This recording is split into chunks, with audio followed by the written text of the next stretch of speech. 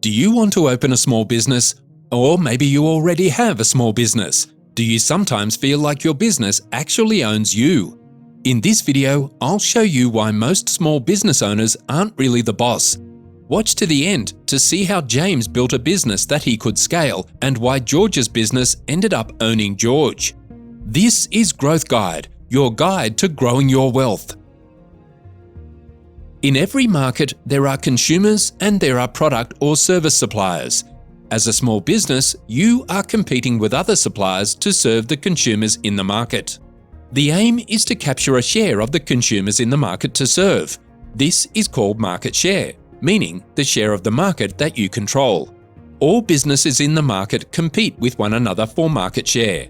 Businesses that outperform others in capturing market share must have a competitive advantage. This could look like higher quality service, quick turnover times, etc. The competitive advantage is market dependent. Ultimately, the market decides what works.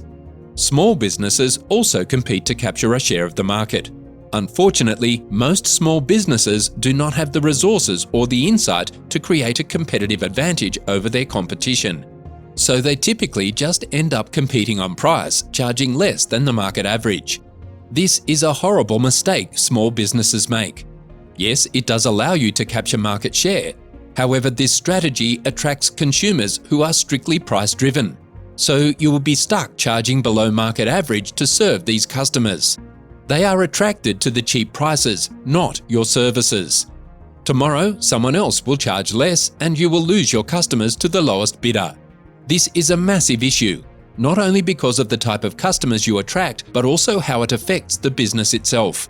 Charging less means less profit, which means there are fewer resources in the business. Most small business owners fall into the trap of trying to do everything in the business, from providing the product service to bookkeeping, maintenance, etc. You will become a slave to your business because there aren't enough resources to outsource duties. So who is really the boss, you or the business? Another huge issue is that the business is already suffocating and has no resources to scale. This means you will not be able to grow the business because your resources in the business are tied up already. There is nothing left in the tank.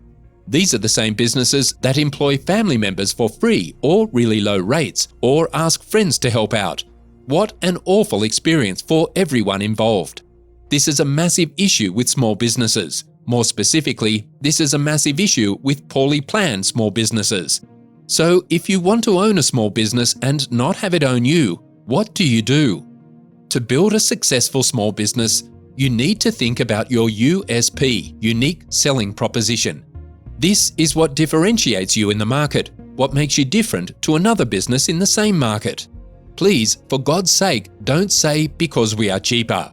To identify your USP, you need first to understand your ideal client. In every market, there are different types of consumers. Let's use plumbing for example. Plumbing is a very broad business from commercial, residential, hot water systems, clogged pipes, etc. The list goes on and on and on. You want to focus your business on serving primarily one type of customer. So, for example, hot water systems. You want to be known in the marketplace as the hot water system guy. Your whole business will be more organized to serve this type of customer. This means you will have an account at the hot water system supplier, you'll have a van set up to do multiple hot water systems in a day, you will have the correct tools and staff on hand, etc. Because your business is set up this way, you will be able to serve customers within 24 hours. No one likes a cold shower. Quick turnover time is probably desired for customers whose hot water systems broke. That is your USP, 24-hour turnover time for hot water systems. Now you have a competitive advantage in the plumbing market when it comes to hot water system related issues. This means you will attract customers who want a quick turnover time rather than customers who want a cheap service. This approach will allow you to retain and build resources in the business so you can outsource duties and scale your business. Eventually, you can map out an exit strategy and transition from working in the business to working on the business. Never ever try to compete on prices alone. James and George work together. They both often talk about opening a small business.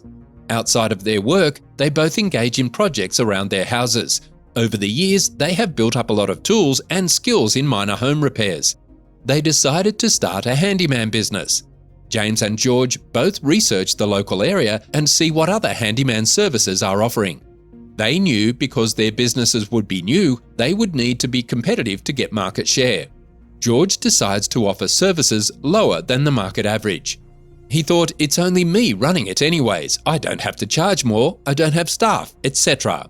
Whereas James decided to specialize his services to serve a particular market niche. He knew if he could be known to be the best in one thing, he'd capture a share of the market. James decided to focus on installing floorboards. He knew if he did one thing, his business would be set up for efficiency. That way, he can focus on delivering a faster turnaround. George built his clientele really quickly, offering lower prices. He thought, I could save money by doing everything myself and just pocket the money. George would do all the sales and booking calls, service calls, bookkeeping and maintenance for the business. He felt happy charging less because he had no one else to pay. James took a little longer to start off because he was targeting a more niche market.